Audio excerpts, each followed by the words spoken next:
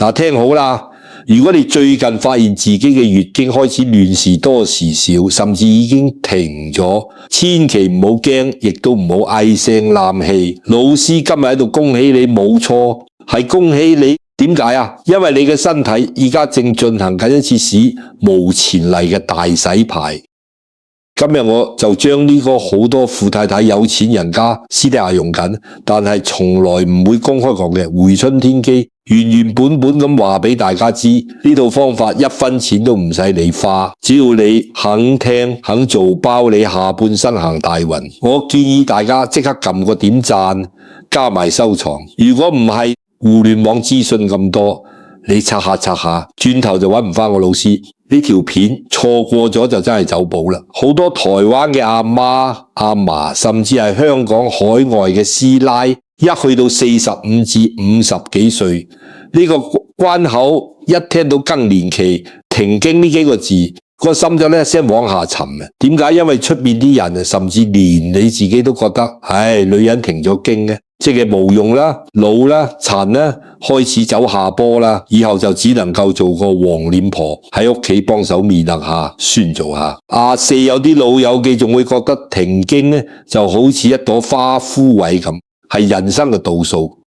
如果你都係咁樣諗，咁你就真係大錯特錯，完全中咗世俗嘅心魔。大家知唔知啊？喺我哋傳統國學、中醫同埋易經嘅智慧入面，停經從來都唔係一個衰老嘅結束，而係上天賜俾女人嘅第2次投胎，係你人生下半場造命同改運嘅黃金起點。我哋先講下易經，易經入面有一個卦叫做陰卦，即係變落衰退嘅意思。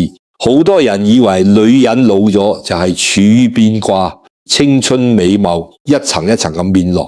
但係易經最精妙嘅地方就係話俾我哋知物極必反。中卦走到盡頭，跟住嚟嘅係咩卦？係復卦。所謂終極而復，即係話當衰退走到極點，就會有一股全新嘅生機、全新嘅陽氣喺地底深處重新生長出嚟。呢個就係大自然嘅規律，亦都係女人身體嘅規律。大家回想下自己嘅大半生，尤其係我哋華人社會嘅傳統女性，20幾歲嫁人，由一個十指不沾陽春水嘅女仔，變成一個煮飯洗衫一腳踢嘅新抱。朝早起身呢，要煮早餐俾一家大細，日頭可能仲要返工搵食呢，夜晚收工又要趕去街市買餸。有時老公脾氣唔好，或者奶奶講說話單打，你為咗息事寧人，為咗個家和和氣氣，係咪多數都係自己吞咗佢，忍咗佢？到個仔女大個咗，你以為有得唞下啦，點知又要擔心佢哋考唔考到好學校，擔心佢哋搵唔搵到好對象，到個仔結咗婚，買樓要幫手俾首期，生咗個孫，你又心甘情願咁去做免費保姆，日日幫手呢孫，搞到條腰都直唔起。你將成世人嘅青春心血全部投資落去呢個屋企度，你嘅身體就好似一間開咗幾十年嘅老爺車，引擎已經磨損，油缸又爭啲見底。最緊要嘅係女人由10幾歲開始有月經，每個月流失咁多氣血，中醫講女子以血為本，你一直流緊血，即係流緊你嘅精氣神，將你最寶貴嘅生命能量一直向外輸出，去供養繁衍呢個家。但係去到50歲左右，老天爺睇到你辛苦咗大半生，覺得夠啦，呢個女人付出得夠多啦，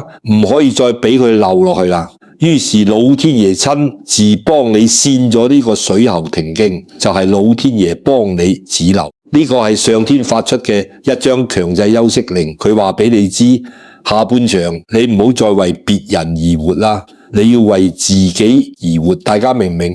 由停經嗰一刻開始，你身體入面原本每個月要排出去嘅能量，突然之間停低咗，呢股咁強大嘅氣血，佢唔再向外流，咁佢去咗邊？佢就會喺你身體入面藏風聚氣，重新回流去滋養你嘅五臟六腑。呢個就係道家所講嘅還精補腦，亦都係點解我話停經係老天爺幫你大洗牌嘅原因。以前資源俾晒子宮去繁衍後代，而家資源全部留返俾你嘅心臟、肝臟、脾胃同腎臟，呢啲精華就好似一股強大嘅真氣喺你體內游走。只要你喺呢個關鍵時刻懂得點樣順應天時去接住呢股能量，懂得點樣將呢啲回流嘅氣血用嚟保養自己，我咁寫包單，你下半生嘅氣息、精神，甚至係運氣，分分鐘好過你30幾歲嗰陣。你睇下外面有啲富太太，點解60歲人仲可以面色紅潤行路一陣風？唔係因為佢哋食咗幾多10萬蚊嘅補品，而係佢哋懂得喺停經呢個黃金期把握住機會去重塑今生。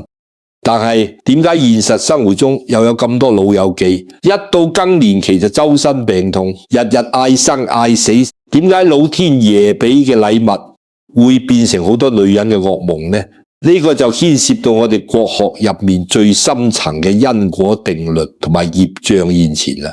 好多人唔明白更年期嗰啲失眠、多汗、冇明火起，根本就唔係單純嘅生理問題，而係你前半生欠落自己嘅情緒債。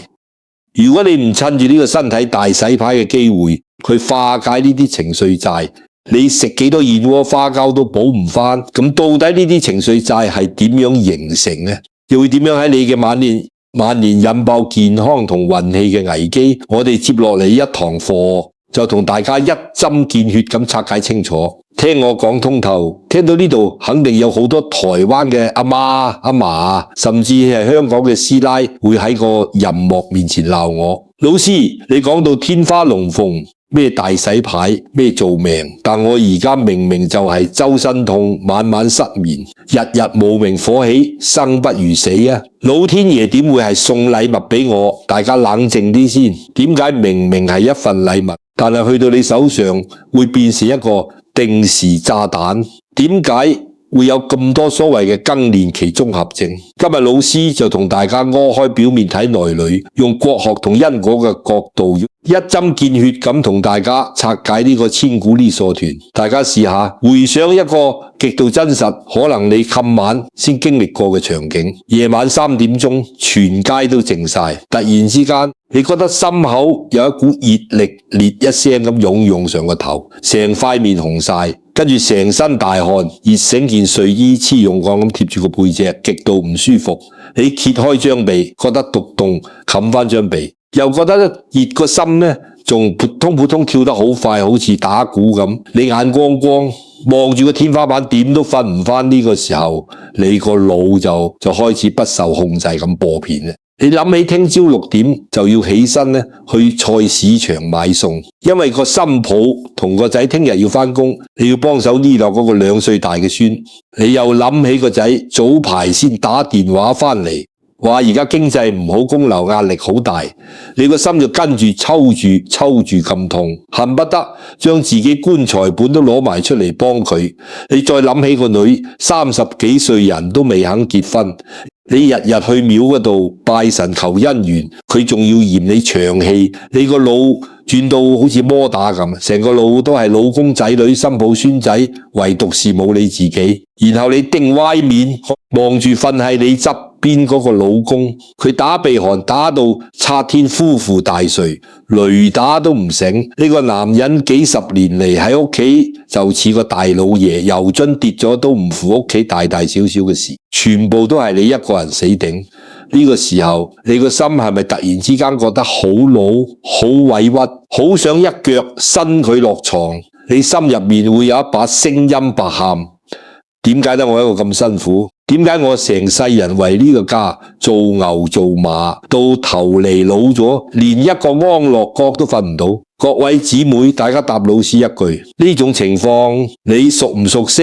係咪講中咗你嘅心聲？西醫會同你講，呢啲叫荷爾蒙失調，叫植物神經紊亂，開啲補充劑或者安眠藥俾你食。但係我今日要話俾大家知，喺我哋國學命理同因果定律嘅世界入面，呢啲根本就唔係單純嘅病，呢啲係咩？呢啲係你前半生為咗呢個屋企孭落嘅情緒債，而家因果現前，一次過爆發出嚟。佛教講萬般帶不走，唯有業隨身。呢個業唔一定係話你做咗咩係大壞事，而是你過往種低嘅因呢，今日結成嘅果，大家諗下，過後20-30年，你做女、做老婆、做新抱、做阿媽，有幾多次明明係老公唔啱呢？你為咗頭家和和氣氣，將句說話吞翻落肚，有幾多次奶奶單打你，你匿埋喺廁所喊完，抹乾眼淚出嚟，繼續笑面迎人煮飯，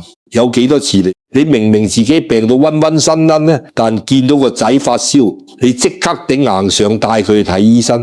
中醫講怒傷肝，思傷脾，悲傷肺。你過後幾十年吞落肚嗰啲委屈、生過嘅悶氣、受過嘅冷眼、流過嘅眼淚，你以為過咗去就算錯啦？你身體每一個細胞都幫你記住呢啲積壓落嚟嘅負面情緒，喺你體內形成咗極大嘅肝鬱氣滯，變成咗一把無名嘅肝火。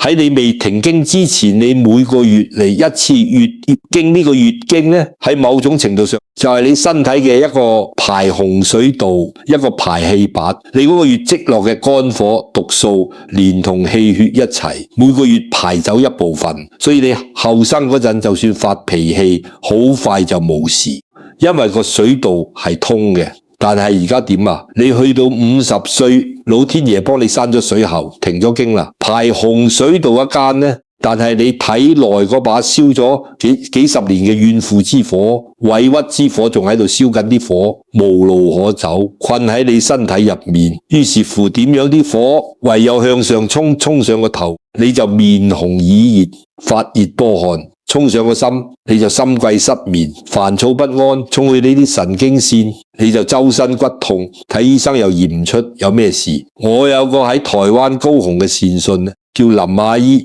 佢52歲，啱啱停經，佢嚟揾我嗰陣，成個人好似個火藥桶咁，日日同個老公鬧交，鬧到差啲要離婚。佢同我講：岑大師，我唔知自己點解變成咁，老公飲完水冇洗個杯。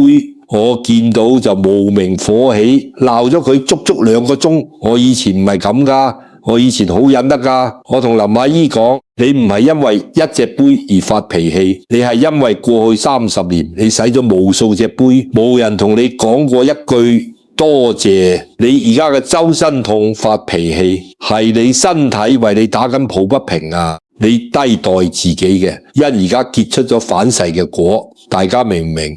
所以更年期嘅種種不適呢，其實係你身體最誠實嘅白喊，佢喺嗰度提醒你，主人啊，你前半生呢欠自己太多啦，而家排洪水道散咗，你唔可以再將啲委屈吞落肚啦。你要正視你自己嘅情緒，你要放過你自己啦。如果你唔明白呢個因果道理，一味淨係去食西藥、食安眠藥去壓制佢，就好似一個煲入面啲水滾到大呢，你唔去熄火，反而搵嚟大石頭死死壓住個煲蓋，結果會點？遲早爆炸，爆出嚟嘅就係高血壓、乳腺增生、子宮肌瘤，甚至係癌症。所以面對停經呢個大洗牌，我哋絕對唔可以夾硬壓制。既然老天爺幫我哋攔咗向外流失嘅大門，將啲氣血留返喺身體入面，我哋就要順勢而行，將呢股令人周身唔聚財嘅邪火轉化為滋養我哋下半生嘅真氣。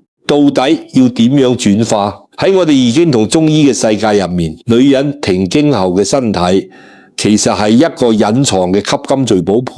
只要你識得解碼，你嘅晚年絕對可以爽過做神仙。大家想唔想知呢個聚寶盤嘅秘密係咩？我哋接落嚟一堂課繼續講。既然我哋頭先講通咗更年期種種痛楚同無名火，其實係你前半生情緒債嘅大爆發，咁我哋點樣去化解呢個危機？點樣將呢個看似痛苦嘅關口變成人生下半場嘅轉機？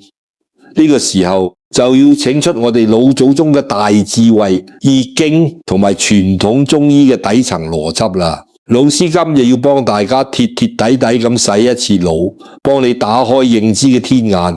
大家知唔知喺易經嘅世界入面，男人屬陽，對應坤卦代表天，而女人屬陰，對應坤卦代表地。易經入面有句好出名嘅說話，叫做地勢坤，君子以厚德載物。大地嘅特性係咩？係包容，係孕育，係無私奉獻。一粒種子跌落泥土，大地就會用自己嘅養分去滋養佢，令佢生根發芽。女人嘅天性就係咁生兒育女，照顧家庭，將自己最好嘅精華全部奉獻出去。而喺中醫《黃帝內經》入面講，女人嘅生命周期係以7嘅倍數嚟計算嘅。2714歲，天癸至，任脈通，太沖脈成，月事以時下。呢度講嘅天癸，大家可以理解為老天爺俾女人用嚟孕育生命嘅仙氣同精華。由10幾歲開始，你每個月都會嚟月經。大家停一諗，月經究竟係咩？月經係血，而血係由你脾胃吸收嘅食物精華，加上你症狀嘅先天之氣轉化而成嘅。即係話你每個月流出嚟嘅唔係普通嘅水，而係你身體最寶貴嘅生命能量。我用一個最通俗嘅香港街坊比喻話俾大家聽，你每個月嚟驗呢，就好似你每個月辛辛苦苦出咗份糧，但係呢份糧你冇得自己使一出糧，你就要交租、交水電煤俾家用老公，買奶粉俾仔女，你將所有嘅錢都派晒出去，為咗維持呢個家嘅運作，最後落得你自己個袋嘅所剩無幾。喺風水學上嚟講，呢個叫咩啊？呢個就叫做漏財啊！各位姊妹女人，由10幾歲到50歲，每個月都喺度漏緊財。你個身體就好似一個穿咗窿嘅荷包，無論你平時食幾多補品，點樣補身，啲精華都會每個月定期咁漏走一部分。但係去到4749歲左右，老天爺嘅劇本變啦，《黃帝內經》話77任脈虛，太沖脈雖少，天癸竭，地道不通。西醫淨係睇到表面，話你荷爾蒙下降，卵巢衰退。但係老師話你知，由國學同因果嘅宏觀角度嚟睇，呢個係老天爺見你辛苦咗大半世，特登幫你補翻個荷包個窿啊！停經根本唔係枯萎，而係止流。老天爺同你講，阿女，你前半生嘅任務已經完成啦，由今日開始，你唔使再教家傭，唔使再將精華派出去孕育下一代啦。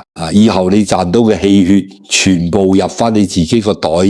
大家明唔明呢個底層邏輯有幾震撼？當你啲血唔再往外流，停咗喺身體入面，佢會去邊呢？你身體好聰明㗎，佢會將呢股強大嘅能量重新分配，回流去滋養你嘅五臟六腑。呢股能量會變成你下半生嘅養命錢，佢會上返去養你個心，令你心神安寧；去養你個肝，令你雙目有神；去養你啲骨架，令你行路一陣風，甚至去養你嘅皮膚，令你膚目逢春。好多台灣嘅老友記初一15好中意去行天宮、龍山寺拜神求財，想求個聚寶盆擺喺屋企。其實你哋知唔知，女人一過咗50歲停咗經，只要你調理得當，你嘅身體本身就係一個最強大嘅吸金聚寶盆啊！因為你身體而家係只進不出。所有嘅精華都喺體內藏風聚氣，呢個就係點解有啲富太太或者識得養生嘅女人停經之後反而氣色越嚟越好，連以前後生嗰陣嘅偏頭痛、手腳冰冷都突然間斷晒尾，成個人容光煥發，靚過30幾歲嗰陣，因為佢啟動咗自己個聚寶盆。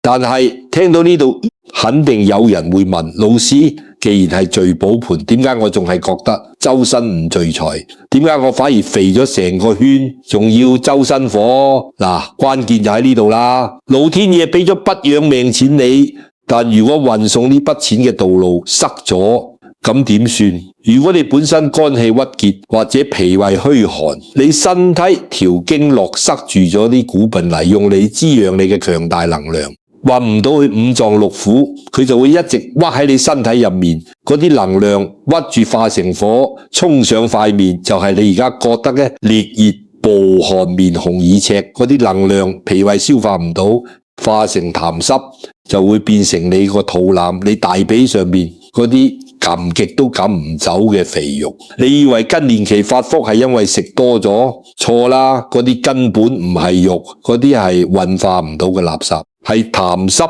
甚至乎呢啲能量屈得太耐就會變成內雜，喺你身體入面到處破壞，慢慢結成子宮肌瘤、卵巢囊柱，甚至其他大病。所以老友記，你而家明唔明？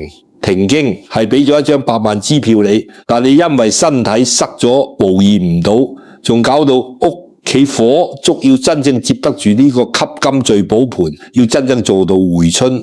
我哋下半生嘅功課只有2個字，一係清，二係通。先清走身體嘅垃圾同虛火，打通道路，然後再將真正嘅好嘢補入去。咁到底要點樣清同通？富太太私底下到底食緊啲咩平民神仙藥？接落嚟一堂課，老師就同大家落地實操，教你一個街市10蚊雞就可以買到嘅黑珍珠食補天機。呢個方法補足你嘅潛水，效果分分鐘勁過你買10萬蚊嘅冬蟲夏草。女人停經係老天爺幫你個身體止流，將原本要流失嘅精華留返喺體內，變成一個吸金聚寶盆。但係點解你仲會覺得周身火熱、瞓唔着、暴躁？因為你身體入面原本嘅水唔夠，壓唔住嗰啲火，加上道路塞咗，啲能量化成咗虛火同痰濕。喺中醫嘅世界入面，呢個情況我哋叫做陰虛火旺。為咗令大家更容易明白，老師用一個最貼地嘅比喻，你想象啊，你個身體就好似廚房爐頭上面煲緊嘅一鍋 B 湯，爐下面嗰把火就係你嘅心火、肝火，而鍋 B 入面嘅水就係你嘅賤水。你後生嗰陣，鍋 B 入面啲水好滿，火燒得再猛，啲水都唔會乾，成鍋 B 湯滾得舒舒服服。但係去到50歲更年期，你操勞咗半世，鍋 B 入面啲水已經用得七七八八，就快見底。但係下面把火仲喺度猛烈咁燒緊。大家諗下，水小火大，個鍋 B 係咪好快就會燒乾，甚至會燒到深、燒到爛？你半夜熱醒，盜汗，成塊面紅晒，口乾舌燥，皮膚痕意乾燥，全部都係因為你身體呢個你 B 肝燒緊啊！好多台灣嘅阿媽阿嫲真係好殺自己，一見到自己停經，覺得身體虛，或者聽啲親戚朋友講，就即刻走去中藥房，捨得使幾千甚至幾萬蚊買啲咩高麗參、鹿茸、冬蟲夏草、當歸。甚至日日煲8珍湯、10全大補湯嚟飲，佢哋以為越貴嘅嘢越補，食咗就可以回春。各位姊妹大錯特錯啊！老師求下你哋千祈唔好再咁樣亂食嘢啦。你本身個鍋 B 已經冇水乾燒緊，你仲啪啲人參鹿茸當歸落去，呢啲名貴中藥，絕大部分都係大熱大補嘅嘢，你食落去就等於喺你原本已經猛烈嘅爐火上面再淋一桶火水落去，結果係點？火上加油啊！你食完唔單止冇精神，反而會更加難瞓，更加生暗瘡、血壓飆升，甚至將身體入面嗰啲子宮肌瘤、囊柱都谷大埋。中醫有句說話叫虛不受補，講緊就係你哋呢種情況。咁到底要點樣補？富太太私底下究竟食緊啲咩平民神仙藥？老師今日就將呢個天機放喺台面，要真正回春，你要做嘅唔係加柴添火，而係要加水。只要你將粒別入面啲枕水加滿，下面啲火自然就會被壓制落嚟，你身體個溫度就會回復正常。而加水最勁嘅法寶根本唔使幾萬蚊，就喺你樓下個街市。10蚊雞就買到，呢個就係老天爺恩咗俾女人嘅黑珍珠、黑豆、黑芝麻，加埋山藥、淮山。點解係呢3樣嘢？我哋逐一拆解。第一，中醫5行學課講得好清楚，黑入煎，所有黑色嘅食物都係直通你個腎臟嘅黑豆，被稱為薦子谷。佢個形狀生得就好似我哋人體嘅腎臟咁。黑豆同黑芝麻裏面離含住極其豐富嘅植物精華，佢哋嘅作用就係一滴一滴咁幫你將身體入面乾涸咗嘅腎水重新注滿。腎水一足，虛火就熄，你夜晚就唔會再抖汗，皮膚亦都會又乾又澤，慢慢變翻水潤有光澤，第二，點解老師一定要你加山藥？呢個就係成條方嘅靈所在。好多人淨係識得食黑豆，但食完之後話俾我聽，老師我食親黑豆就胃痛、肚癢、放屁，仲好似肥咗添。點解會咁？因為你年紀抵大，脾胃已經好虛弱。黑豆雖然補，但如果你脾胃無力去消化，佢就會停留喺你個肚嗰度，變成一堆垃圾、一堆痰濕。而山藥色白入肺味，甘入脾，佢係中醫界公認嘅健脾第一神藥。山藥切開入面嗰啲黏黏糊嘅汁液，就係最好嘅滋陰精華。你將山藥加埋黑豆一齊食。山藥就好似一部超級抽水機兼攪拌機咁，先幫你強化個脾胃，然後將黑豆嘅營養完全吸收，轉化為氣血，再源源不斷咁輸送到你嘅腎臟。一個負責補腎水，一個負責健脾胃打通道路。呢個配搭喺易經嚟講就叫做陰陽相濟，天衣無縫。具體要點樣做？極度簡單，大家攞起紙筆抄低佢。你去街市買最普通嘅黑豆、黑芝麻同埋新鮮嘅山藥或者糠嘅淮山片呢，將黑豆同黑芝麻用白鑊細火慢慢炒香，炒到微微裂開，貪通佢，放入樽備用。點解要炒？因為炒過可以減低黑豆嘅寒涼，令脾胃更加容易吸收。每日朝早起身，攞一小把炒好嘅黑豆、黑芝麻，加埋幾塊山藥，放落去破壁機或者豆腰機度，加溫水打成一杯熱辣辣香噴噴嘅黑豆山藥糊。如果你中意，可以加2粒紅棗或者少少冰糖調味，就係咁簡單。每日朝早空肚飲一杯，你堅持飲1個月，代替你平時食嗰啲味精麵、白麵包。老師咁同你打鬥，1個月之後你照下塊鏡，你會發現自己面色冇咁暗黃，斑都淡咗。你夜晚瞓覺無端端出大汗嘅情況減少咗1大半嘅，甚至乎你梳頭嗰陣甩頭髮都少咗，生多咗嗰啲黑頭髮出嚟。呢啲就係金水竹百病除嘅威力。大家話街市10蚊雞嘅成本換嚟幾萬蚊蟲草都做唔到嘅效果，抵唔抵？呢啲就係懂國學、懂陰陽嘅好處。不過老友記，大家千祈唔好以為聽完呢度識得飲黑豆糊就可以散機走人。老師要鄭重警告大家，食嘢只不過係幫身體入貨。如果你身體個運作系統死咗機，你食幾多黑豆落肚，佢都唔識得幫你運作。好多台灣阿媽話，老師我有食黑豆啊，但我夜晚依然係眼光光等天光，個腦不停轉，點算好？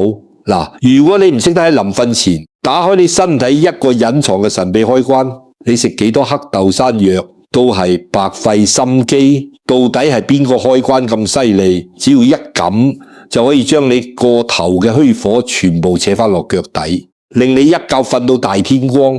下一節課老師即刻教你一套睡前嘅仙家法術，引火歸元大法。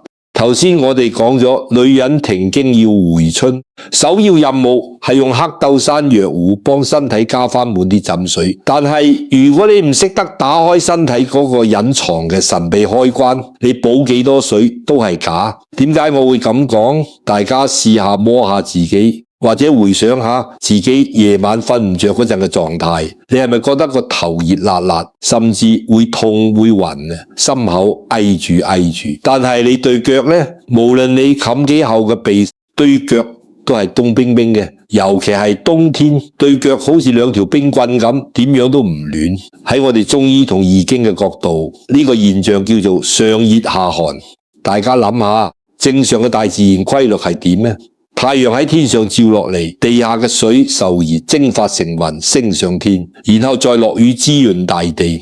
呢個叫做水火既濟，即係水同火互相交融，萬物先至可以生長。人體都係一樣，心臟屬火喺上面，腎臟屬水喺下面。一個健康嘅人，心火應該係往下走，去溫暖對腳同埋個腎，而腎水應該係往上走，去滋潤個心同埋個腦。呢個就叫心心相交。但係你哋呢班為屋企操勞咗幾十年嘅台灣阿媽阿嫲，去到更年期，身體個顆瘤壞咗，水上唔去，火落唔嚟，個心火全部谷晒喺個頭嗰度，日日喺度擔心嗰啲供樓，擔心嗰孫冇人問啊，啲火越燒越旺，所以你失眠、發脾氣、面紅燥，而啲陣水就全部沉晒喺下面，所以你腰左骨痛、手腳冰冷。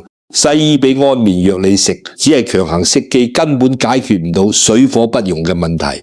今日老師就教你一套道家養生嘅仙家法術，叫做引火歸元大法。呢套方法唔使錢，唔使食藥，只要你每晚臨瞓前抽20分鐘出嚟做，我保證你將個頭嘅虛火全部扯翻落腳底，包你一覺瞓到大天光。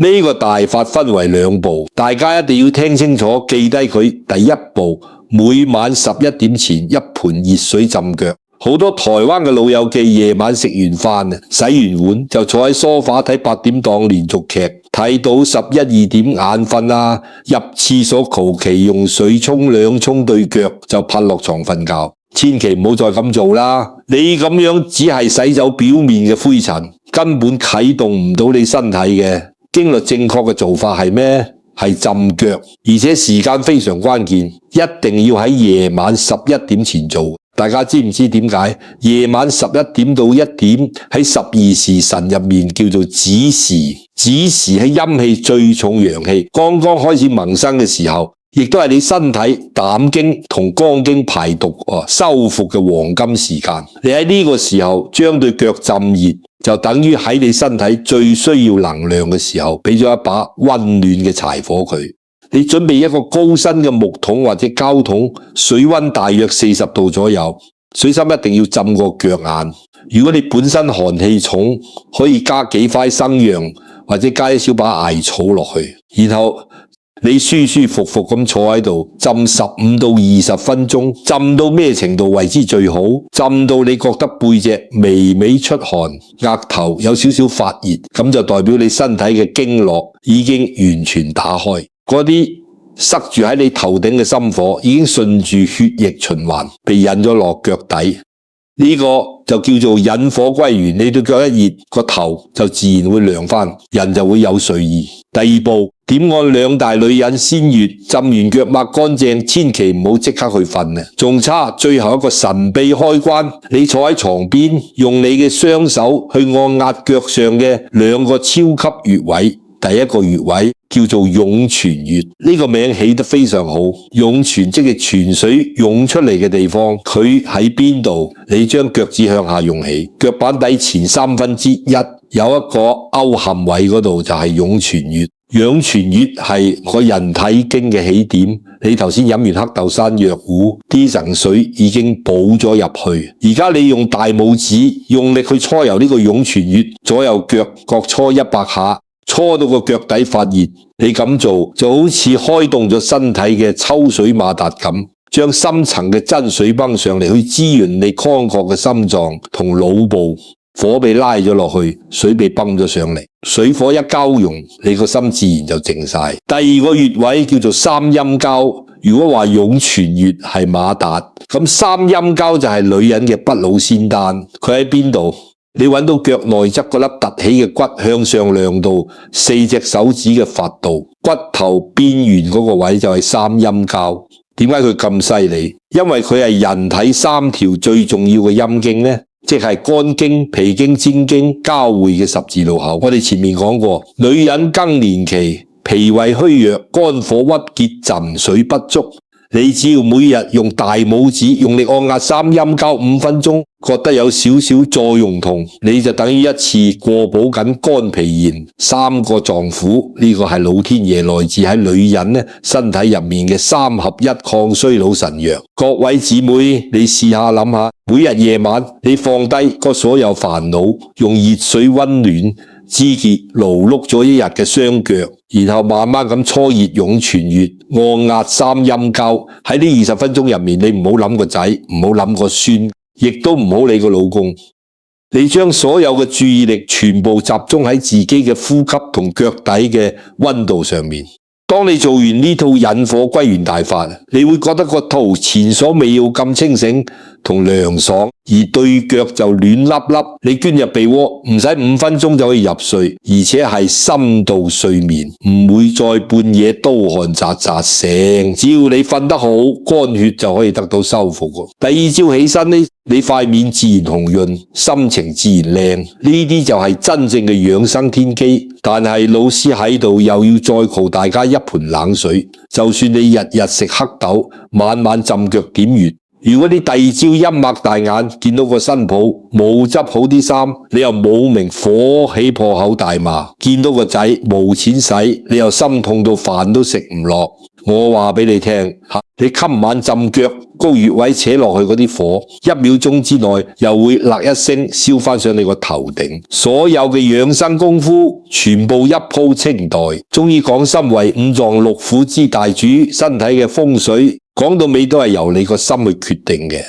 女人下半身最強嘅風水陣，唔係屋企擺個咩聚寶盤，而係斷捨離。到底點樣放過仔女，放過自己？點樣收好自己把口去積福？接落嚟一堂課，老師就同大家講，更年期女人最難過，但又必須要過嘅一關修心大法。頭先老師已經將最落地嘅食補同埋起居交晒俾大家，只要你肯跟住做，你身體個硬件事實上一定會慢慢好轉。但係點解老師要淋大家一盆冷水呢？因為中醫講得好清楚，心為5臟6腑之大主，你個心就係你身體呢間屋嘅總司令。就算你食盡天下仙丹，晚晚浸腳浸到出汗，只要你個心火一着，總司令呢一亂發脾氣，你身體入面嗰啲啱啱先補入去嘅緊水，1秒鐘之內就會被燒乾。今日老師要同大家講一句最難聽但係最真實嘅說話，特別係講俾台灣嘅阿媽阿嫲聽，你哋最出名係咩？係偉大，係無私奉獻，但同時你哋亦都係最中意將仔女啲嘢攬晒上身啊！好多女人去到50幾60歲，明明老天爺已經用停經呢個信號通知你，阿女停工啦，你要開始為自己活啦，但你偏偏要逆天而行。個仔結咗婚，生咗個孫，你明明已經做到周身骨痛，但你見到個新抱餵奶餵得唔好，或者見到佢哋買外賣唔煮飯，你個心就囉囉啦，忍唔住要出聲，甚至日日仆過號幫手執頭執尾。個女30幾歲未嫁，你日日喺度愁，四圍拜神，見到親戚就大吐苦水，講到好似世界末日咁。個仔話公留辛苦你連自己留返嚟睇醫生嘅棺材本都心思想要攞出嚟幫佢。各位姊妹，你放心自問，你係咪咁樣？你以為呢啲叫愛？錯啦！喺因果命理嘅角度嚟講，呢啲叫做執念，叫做越界。每個人嚟到呢個世界都要自己嘅福報同業力。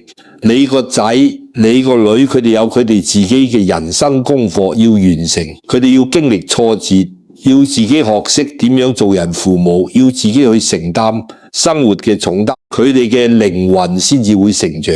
兒孫自有兒孫福，莫為兒孫作馬牛。呢句說話流傳咗幾千年，唔係你㗎。當你過度插手仔女嘅生活，你其實係做緊2件極之折算福報嘅事。第一，你閹奪咗佢哋成長同承擔責任嘅機會，你喺度干擾緊佢哋嘅因果。第二，你將自己原本應該用嚟藏風聚氣、電養天年嘅生命能量，再次無底線咁消耗出去。我有個台北嘅善信陳太太，60歲停經之後，原本冇咩事，點知前2年個孫出世，佢自告奮勇搬過去同個仔住，幫手呢度轉，結果點呢？生活習慣唔同，育兒觀念唔同，日日同個新抱家嫂面阻阻。陳太心入面覺得極度委屈，我出錢又出力，點解你哋仲要嫌我煩？結果短短1年，陳太瘦咗10幾磅，晚晚失眠，最後仲驗出乳腺生咗粒瘤。我當時同陳太講，陳太，你粒瘤唔係食錯嘢生出嚟嘅，係你激出嚟嘅，你個肝氣鬱結到好似爐石咁硬嘅。我叫陳太即刻搬返自己屋企，咩都唔好管呢。個孫喊，由得佢喊呢，佢阿媽自然會氹個仔冇飯食，叫佢自己煮麵。陳太一開始死都唔肯話放唔低我話，你再唔放低你條命就冇噶啦。到時你瞓喺病床，你個仔同新抱仲要請假嚟照顧你，你先至係真正拖累佢哋。陳太聽完如夢初醒，佢咬緊牙關搬翻出嚟，報咗個排舞班，得閒就同班老姊妹去飲茶去行山。結果半年後翻去覆七粒瘤，細咗一半，成個人容光煥發。佢同我講：岑大師，原來放手個地球真係會繼續轉㗎。我個仔而家仲識得主動帶個孫翻嚟探我添。大家明唔明？女人下半生最強嘅風水陣，唔係擺水晶，唔係大玉音，而係斷捨離，斷絕唔屬於你嘅煩惱。捨棄對仔女過度嘅控制狂，離開嗰啲令你生氣、消耗你能量嘅環境，放過仔女，即係放過你自己。除咗要喺行為上斷捨離，老師仲要教大家一個極其重要嘅修心法門，就係修下德。好多更年期嘅女人，因為肝火盛把口，好似機關槍咁停唔落嚟，見到老公唔順眼就鬧，見到格臉鄰舍就講是非，一遇到唔順心嘅事就怨天怨地。哎呀，我點解咁命苦啊？我真係前世欠咗你哋啊！大家要記住，語言係有能量嘅，喺佛家嚟講，呢啲叫口業。你日日喺度怨，日日講負面說話，其實係喺度執咒緊自己。你發出嘅負面磁場會將你身邊所有嘅好運財氣全部推走，最後留翻俾你嘅只有一身嘅病痛同埋一個乞人憎嘅晚年。真正識得養生、識得做命嘅女人下半生呢係點樣過㗎？佢哋會學識閉嘴，睇唔順眼嘅嘢，笑笑就說老公要缺點，隻眼開隻眼閉。與其花時間去抱怨，不如將啲時間用嚟聽下佛經，聽下老師講國學，去公園散下步，甚至喺屋企沖杯靚茶俾自己飲。你將專注力由外面嘅人事物100%咁收翻入嚟你自己身上。當你唔再向外攀緣，你個心就會靜落嚟。古語有云：心靜則水生。當你嘅心冇火，平平靜靜呢，你身體嘅浸水自然就會源源不絕咁生長出嚟。呢個先至係千金難買最高級嘅回春仙丹。你收好把口，唔講是非，就係守住你最大嘅福報。你心生歡喜，肝氣自然舒暢，百病自然消退。各位台灣嘅靚媽靚嫲嫲，記住老師呢句話：歲月從來都唔會敗俾真正懂得愛自己嘅美人。50歲之後，請你將人生嘅主角位置重新交翻俾你自己。咁到底我哋要點樣去維持呢個好風水？將今日學到嘅天機轉化為無量嘅福報。老師今日真係講得好長氣。一講就講咗咁耐，但係呢啲全部都係老師睇通睇透嘅肺腑之言，係想幫大家喺停經呢個人生大洗牌嘅關口行翻個大運。今日講咗咁多，我驚大家年紀大轉頭就唔記得，我再長氣啲講多次，保姆級咁同大家重溫一次今日嘅回春天機，大家一定要記清楚啦。第一樣嘢，食補。記住老天爺俾嘅平民黑珍珠，每日朝早一杯黑豆黑芝麻山藥糊，幫自己個乾鍋啤加滿陣水。第二樣嘢，起居每晚11點前用熱水浸腳，加埋按摩腳底湧泉穴同腳眼3陰交，將個頭嘅虛火扯落腳底，引火歸元，晚晚一覺瞓到大天光。第三樣嘢亦都係最重要嘅，修心。記住斷捨離呢3個字啊！